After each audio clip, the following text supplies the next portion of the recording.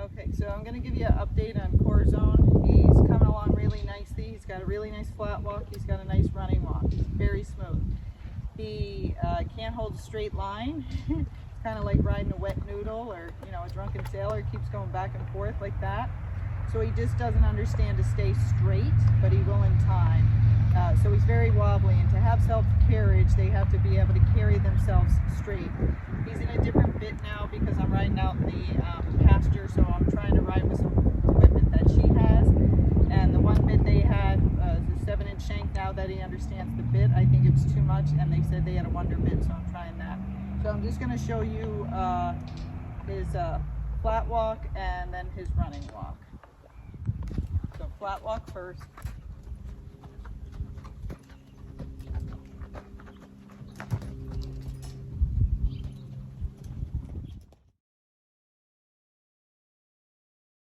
That one was too slow.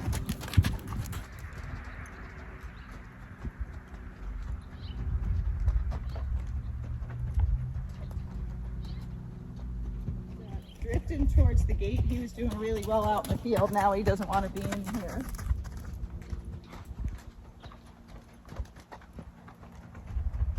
I felt a little fast.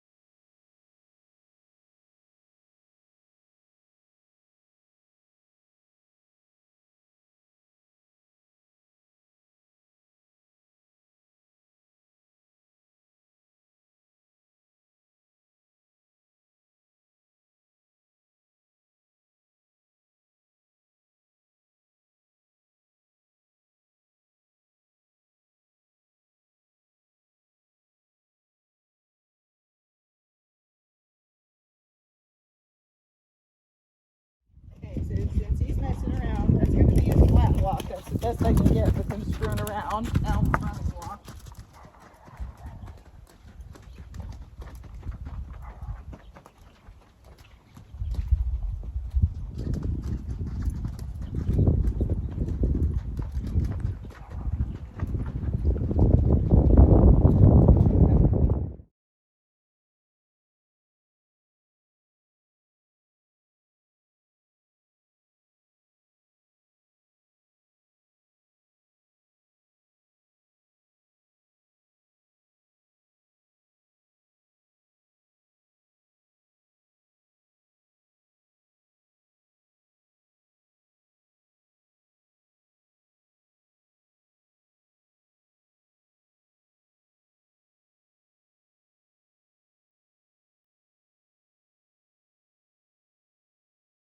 So he did much better in the field, but I don't have anybody to videotape me out there.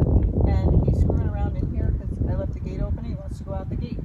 And so every time I get over there, he drifts and gets crooked. And by the time I push him this way, it's not so good to show you. But hopefully you get the idea and better, and hopefully I'll get someone to videotape me out in the field. Otherwise, when the owner gets on him. But he's very good, full of talent. His problems are he's too wiggly. He still is drawn to that gate a little bit, when I come in here, so that gives us some issues, but that's going away. And then his speed control, he'll be doing really well in his flat walk, and then all of a sudden he'll jump forward and start step pacing, and then he'll do that in his running walk. So he has to know, once we set you in speed, you just have to stay that speed. And I can't really let go of the reins too much now, because if I do, he just goes flying faster. So we want to end up riding him kind of like, this, where he's on a looser rein and it's soft, but right now he needs a lot of the guidance. And when I'm riding him out in the field, this is what I'm doing constantly, because he's going left, right, and so I'm trying to hold him in the center. It's like a car that, the axle's not good, and it's going all over the place. Like you let go of the wheel and your car's supposed to go straight, well, you let go of the wheel and he goes like this. So he has to be able to travel in a straight line to hold that gait well. But he has everything else. He knows how to move his shoulders, his hindquarters. He knows how to leg yield. He knew some of that stuff coming in. I just made it a little bit better. So he knows everything. He gives to the bit. He understands the bit now. And so now it's just practicing speed control and straightness. And you might be like, that's all he needs? That's all he needs. But you have to be consistent. You have to be able to feel when they're speeding up, because if you can't feel that, you won't catch it fast enough. So I have to catch it every time he speeds up. I go, no, no, no, no, stay that speed. When he stays the speed, I release on him. But I'm gonna have to do that over and over again, because he's used to kind of just swinging his legs and wobbling around more. And a lot of people don't know their horses are doing that. But to get this really nice gait, he has to engage this back end. We need impulsion from back here, which I'll cover in another video or article. I know the wind affects the sound. So we need to get him to push from his back end and not be swinging his legs, but to drive here and to pull in the front end. And that's what we're working on, and he's gonna get there. He's got lots of talent.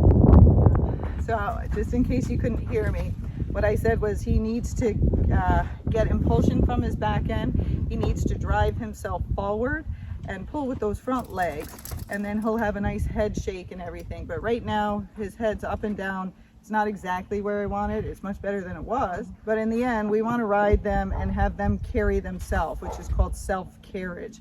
But at this point in his training, he cannot carry himself. He can't even walk in that straight line. So I got to teach him, carry yourself, walk in a straight line. And if you're still doesn't make sense to you, think if you've ever had a drunk friend, like they're really drunk, and you're trying to get them home, or you're trying to get them in the cab, and they're all over the place, right?